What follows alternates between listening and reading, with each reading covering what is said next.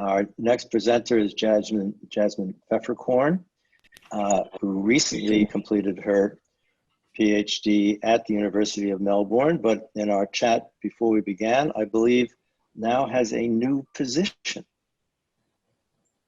Correct. Jasmin? Yes. Pandemos and the Public Museum is her presentation today. Beautiful. Thank you so much. Thank you as well to Audrey and the CCRN for having me today. I'm coming to you from unceded Wurundjeri land in the Kulin Nation. I'd also like to pay my respects to elders past, present and emerging. So public museums are an integral part of the communicative city. They face a lot of the same burdens as cities in this micro scale. They've been imbricated in these same processes of privatisation and spatial controls. And this really risks their role in facilitating commons, community and care as a result. Like the city, I think the museum should be seen as a collective product of its citizens, and as such should belong to the citizens who created it. Today I'll be offering some insights into the ways in which the pandemic has led to museum practices that I see as both re-emphasising and renegotiating community and collaboration.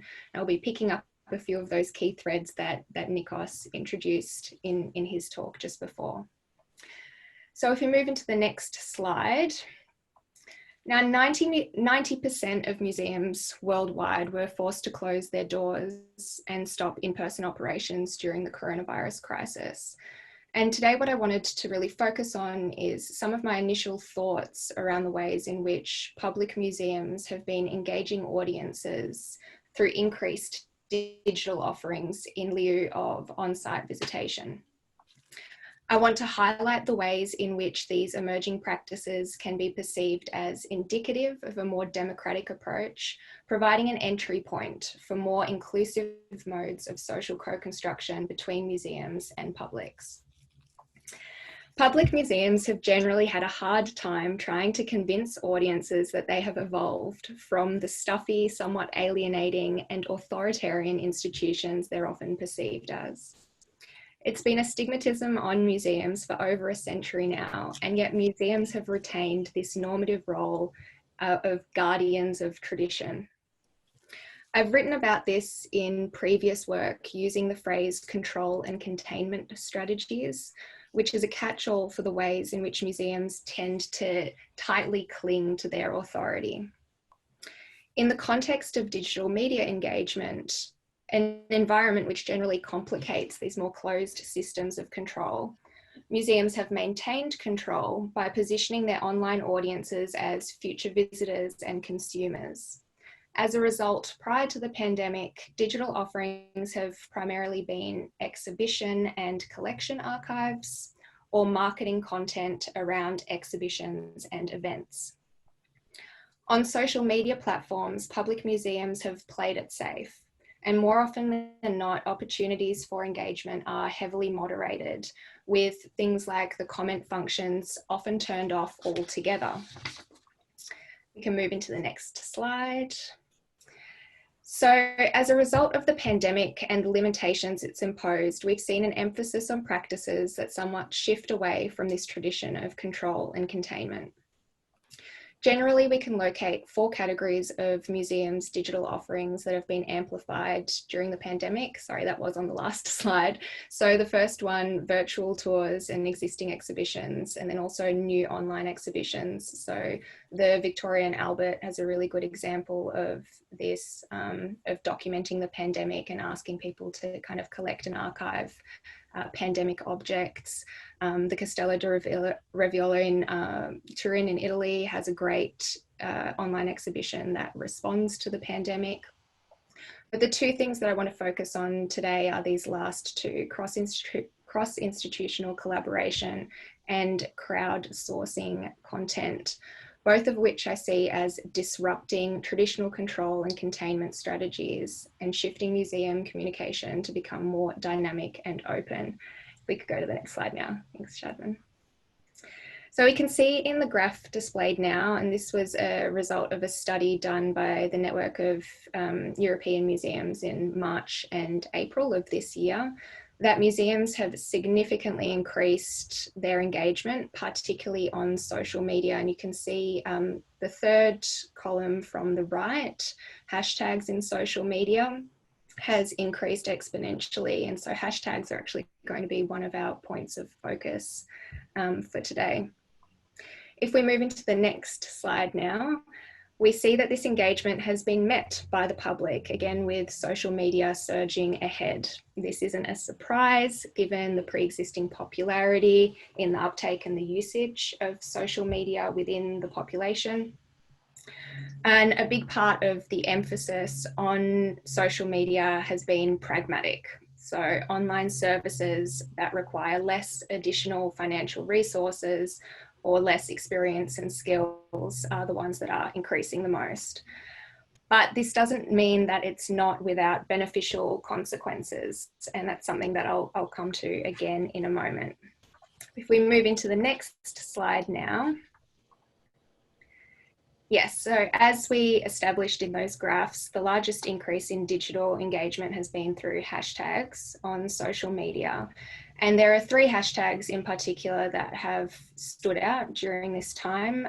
Some of the most utilised have been hashtag museum from home, hashtag museum moment of Zen. You can see the example that I've put up of that here, and hashtag between art and quarantine, otherwise known as hashtag Tussenkunstenquarantäne. Taken collectively, there's over 100,000 posts with these tags. The desire to retain engagement online, which prior to the pandemic would have been grounded very much in marketing content, has instead been situated within care, community, and creativity. So the museum moment of Zen, for instance, was seen as a way of creating respite from the uncertainty and chaos of the constant news cycle on social media feeds. And I actually think that a really interesting point of correlation can be drawn between this particular example and what Nikos was speaking about as museums having an orienting role in place. And I think that this is a new manifestation of this orienting role, where we're asked to kind of like sit and be in our own private spaces.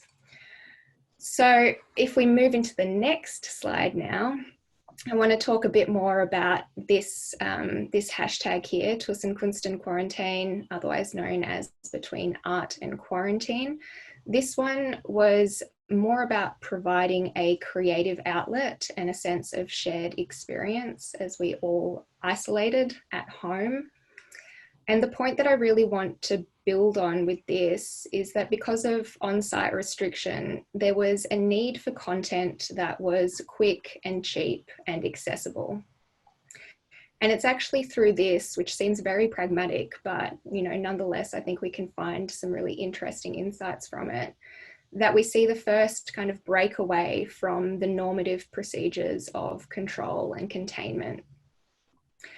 I was at a webinar recently where Scott Stulin from the Philbrook Museum was speaking, and I really think that he put it best when he was saying that what's happened because of the pandemic is that timelines have been condensed, and the things that museums thought that they would perhaps experiment with in the future are being implemented now. And so improvement for engagement strategies has gone from being months or even years to just days, if not hours. And as a result of this, museums are losing some of the preciousness that they have about their work and becoming more colloquial and approachable as a result. If we go into the next slide. Of course, we can problematize these forms of crowdsourced content as a type of affective labor or playbour. And there's a lot to be said about that, but I'm trying to keep a kind of positive tonality throughout this and bring everyone kind of a source of hope and joy. So I don't think that this is necessarily diminishing the meaningfulness of the kinds of collective socialities being produced. The important thing in my eyes is that a sense of involvement and perhaps even a sense of increased ownership over our public institutions is being generated.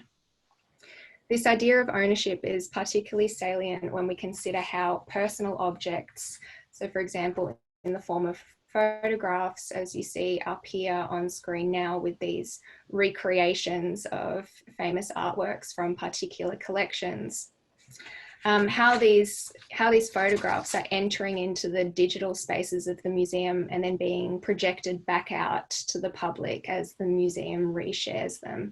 So there's this really beautiful kind of cycle of images that are simultaneously very personal and very public. If we move into the next slide.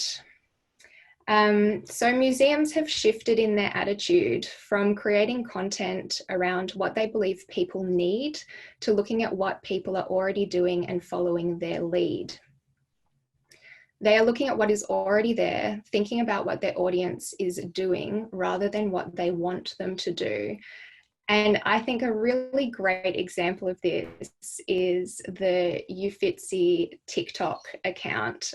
So I've been lucky enough to be at the Uffizi a few times, and to me it's like very representative of that normative model of art museums.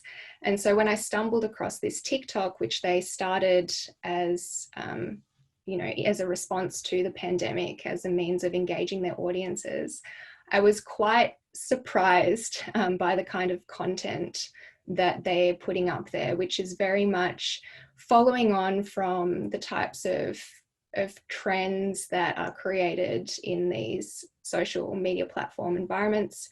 There's a mixture of, you know, remixed videos of their collection with various music backing tracks, but also these great little stories that they make using Italian soap operas.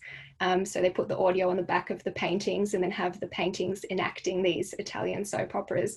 So if you have a chance to go check out the Uffizi TikTok page, I highly recommend it. But we'll play the video for you now so you get a sense of it. You can really dance.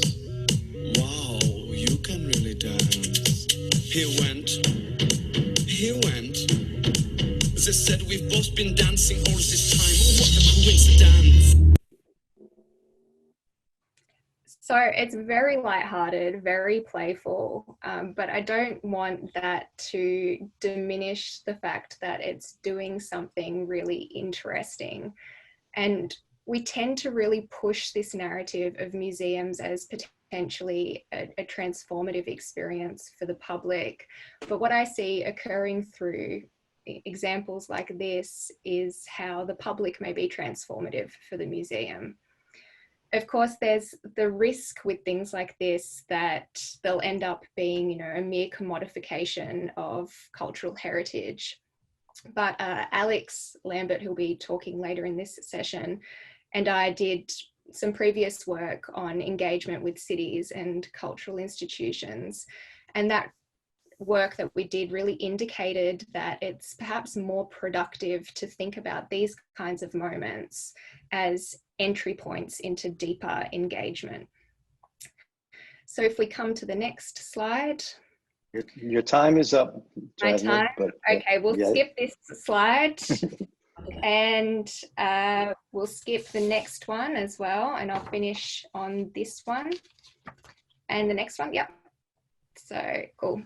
So I'm ending on this slide, which is a screenshot from the Instagram account of Kunstmuseum Basel, who are crowdsourcing ideas on its Twitter and Instagram stories for what they're calling the digital museum. And what I really want to direct your attention towards is the caption, which reads, "We're curious about what you want to know and see." And the crucial insight here is that statement of "this is what the public needs" is being reformulated in a question form, which is "what do you, the public, want?" And true collaboration requires organisations to let go of some of their processes and ownership of their work. Museums and galleries for a long time have been striving to be inclusive, which is a noble aim, but it's one that's difficult to execute in a meaningful and unpatronising way. Public museums around the world have been forced into an extremely difficult situation, but this does not mean that it's not without silver lining. After decades of claiming a shift towards more democratic and inclusive practices, it's during the pandemic that we have seen museums making good on this claim. The normative content is still there, but alongside it is content that follows an audience-led agenda, content that recognises that sometimes lightening our burdens needs prioritisation over enlightenment. And that's where I'll finish it. Thank you.